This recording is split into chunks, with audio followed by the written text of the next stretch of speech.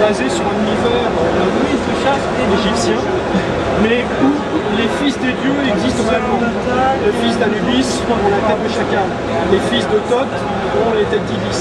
On va trouver les fils d'Horus, on va retrouver toute la mythologie égyptienne avec leurs enfants, comme les humains, le hasard, qui vivent soit dans les cités des autres enfants de Dieu, soit dans les arts.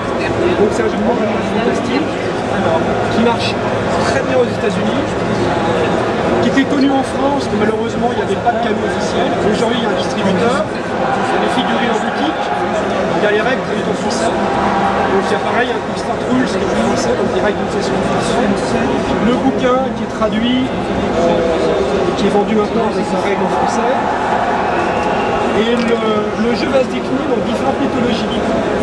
War God of Olympus, là on a la mythologie grecque, où des Spartiates, des Mycéniens vont affronter les enfants de Sévèque, du Soleil, les enfants de Baste, qui vont s'affronter eux-mêmes. Donc on doit voir un demi-dieu, fils d'Arès, affronter un hiérarque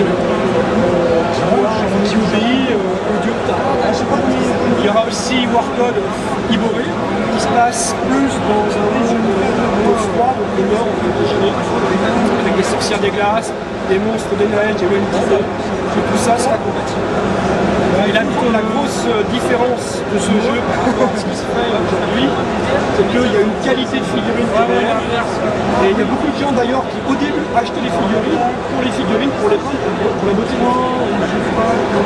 Maintenant on essaye de faire en sorte que ces admirateurs des figurines de Big Games deviennent des joueurs et se lancent dans le jeu qui est assez facile à appréhender et qui se différencie de ses concurrents un petit peu plus anciens par un système d'activation alterné des unités et de notion de pion d'or. On revient un petit peu aux fondamentaux des jeux figurines avec le son d'or qui permet d'avoir une vision différente et de se démarquer de ce qui serait c'est un combat de masse pour les armées, combien de personnes, combien de figurines? Alors on peut commencer avec une trentaine, une quarantaine de figurines. Donc ça veut dire 2 ou 3 unités et quelques héros. Après, là ça correspond à environ 1000 points. Et ensuite, on peut augmenter, passer à 1200, 1500 si on le souhaite. Mais ce n'est pas un jeu qui nécessite d'avoir énormément de figurines pour être intéressant grâce à ce système d'activation alternée et d'ordre. Donc on est tout le temps sous tension. Puisque lorsque ça notre tour d'agir, on va pouvoir faire agir une de ces unités ou dire à l'adversaire non, tu vas faire agir celle-là. Donc il y a tout un jeu tactique qui bâtir autour de son armée. Et ce qui fait qu'on n'est pas obligé d'avoir 10 unités pour commencer à avoir un intérêt réel sur le plan stratégique. C'est qui en effet? C'est quel guerrier? Il s'agit de champions héros, donc de personnages de l'armée d'Anubis. Donc uniquement un personnage par armée a été créé. Il faut que la gamme s'étende au niveau des armées sans accumuler nombreux personnages différents, mais les possibilités de conversion en fait sont assez importantes avec les possibilités d'achat de pièces détachées comme on voit sur ce modèle. Donc la figurine de gauche et la figurine de base. La figurine de droite, c'est la même figurine à la base, convertie sans trop de difficulté. Et ils ont des figurines en plomb ou en plastique ou en plomb. En plomb. Mais pas trop. Un plomb assez mou, pas de problème pour les conversions. Parce que justement, c'est pas du tout un frein le fait que chaque armée ait été développée avec un nombre de personnages réduit. Parce qu'on peut le convertir, il y a les pièces détachées. Vraiment pas compliqué, je pense.